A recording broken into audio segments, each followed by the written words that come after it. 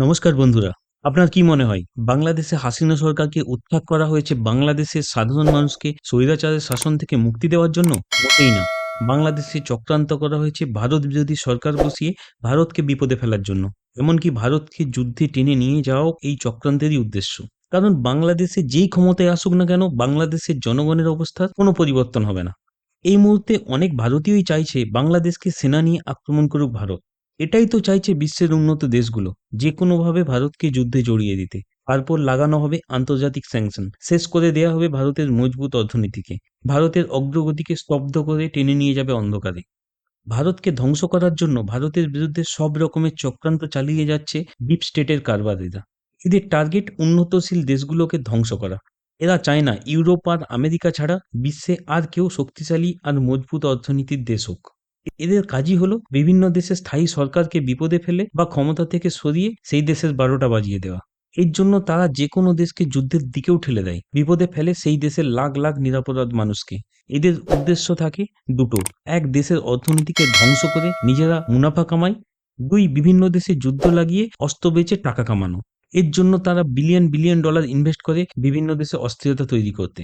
ভারতেও অনেক চেষ্টা হয়েছে, কিন্তু ব্যর্থ হয়েছে সব চেষ্টা। এবার শেষ চেষ্টা করেছে বাংলাদেশকে দিয়ে। হাসিনা সরকারকে উৎখাত করে ক্ষমতায় বসিয়েছে তাদের প্রিয় পাত্রকে। তাই যারা মনে করছেন বাংলাদেশ তো ছোট দেশ, ভারত বিশাল দেশ, সামরিক দিক থেকে কয়েক গুণ শক্তিশালী, চাইলেই যে কোনো সময় দখল করে নেবে বাংলাদেশ, তারা ঠিকই ভাবছেন। গ্লোবাল ফায়ার ইন্ডেক্সের র্যাঙ্ক অনুযায়ী ভারত বিশ্বের চতুর্থ শক্তিধর দেশ, আর সেখানে বাংলাদেশ রয়েছে ৩৮ নম্বরে। তাই যুদ্ধ হলে বাংলাদেশ দখল নিতে বেশি সময় লাগবে না ভারতীয় সেনার। ভারতীয় সেনার হাজার যুদ্ধের অভিজ্ঞতা আছে। জল, স্থল, জঙ্গল, পাহাড়, পর্বত, মরুভূমি সব জায়গায় যুদ্ধে পারদর্শী ভারতীয় সেনার সাথে কোনো তুলনাই আসে না বাংলাদেশের সেনার। ভারত বাংলাদেশে যুদ্ধ শুরু হলে মাত্র কয়েক ঘন্টাতেই বাংলাদেশের কেল্লা ফতেহ হয়ে যাবে। বাংলাদেশের সেনার যুদ্ধের কোনো অভিজ্ঞতাই নেই, তারা আবেগে ভাসছে। এরা ভারতের সেনা কি জিনিস সেটাই জানে না। সারা পৃথিবীতে ভারতীয় সেনাদের সম্মানের চোখে দেখে, ভারতের যুদ্ধের টেকনোলজির কথা নাই বা বললাম।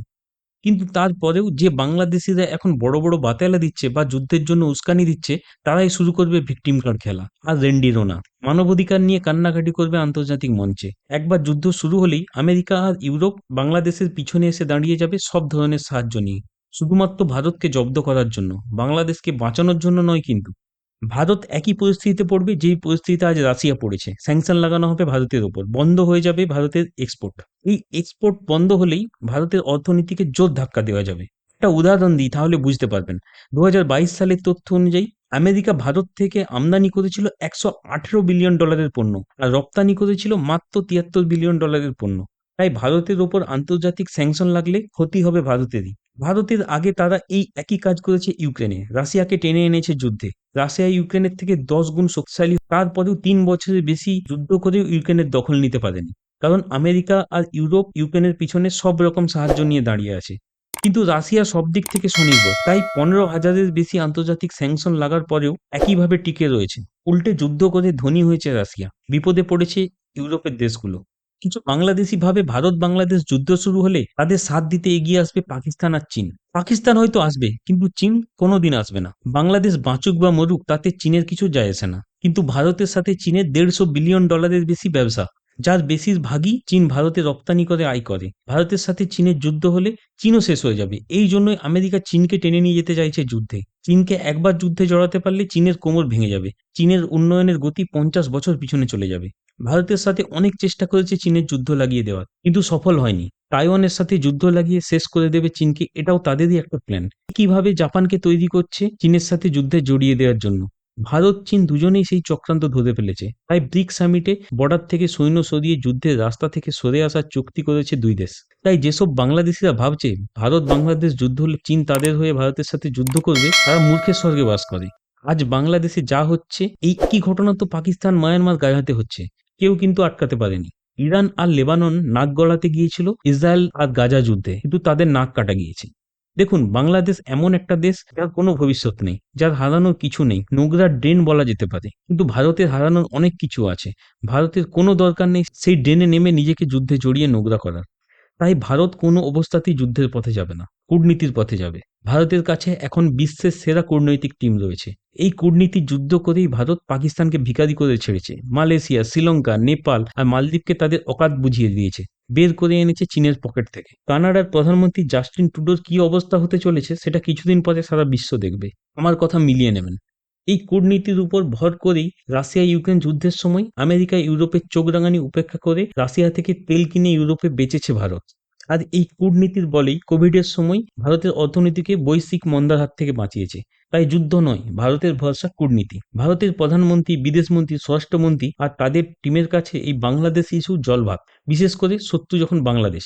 দেখুন, মুখে যত বড় বড়ই পাতেলাদি, বাংলাদেশ ভারতের উপর ভীষণভাবে নির্ভরশীল। ভারত ছাড়া ওদের কাছে এখনো কোনো বিকল্প নেই। এবার সেটাই ভারত বুঝিয়ে দেবে বাংলাদেশকে।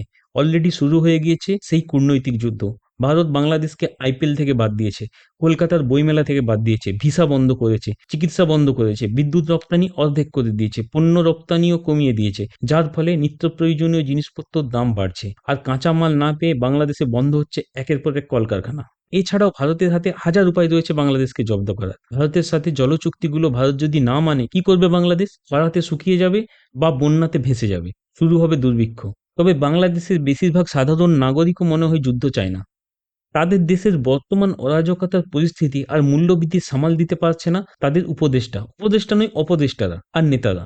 তাই এখন জনগণের সামনে ভারতকে শত্রু হিসাবে হাজির করে নিজেদের ব্যর্থতা ঢাকতে চাইছে এই অপদেষ্টারা। আর যদি একান্ত যুদ্ধই চায় বাংলাদেশ, তাদের সেই স্বাদও পূরণ করবে ভারত। কিন্তু ভারত কাউকে প্রথমে আক্রমণ করে না। ভারত অপেক্ষা করবে বাংলাদেশের ছোট্ট একটা ভুলের জন্য, যেই ভুল পাকিস্তান করেছিল 1971 সালের 3রা ডিসেম্বর। আক্রমণ করেছিল ভারতকে, এয়ার স্ট্রাইক করেছিল ভারতের 8টা এয়ার বেসে। তারপরের ইতিহাস নিশ্চয়ই সবার জানা, দু টুকরো হয়ে গিয়েছিল পাকিস্তান, জন্ম নিয়েছিল বাংলাদেশে।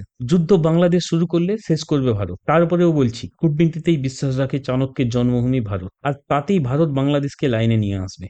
বন্ধুরা, কেমন লাগলো এই ভিডিওটি কমেন্ট করে অবশ্যই জানান। ভিডিওটি ভালো লাগলে লাইক করুন, শেয়ার করুন। এরকম আরও ভিডিও পেতে আমাদের চ্যানেলটি সাবস্ক্রাইব করুন। ভিডিওটি দেখার জন্য ধন্যবাদ।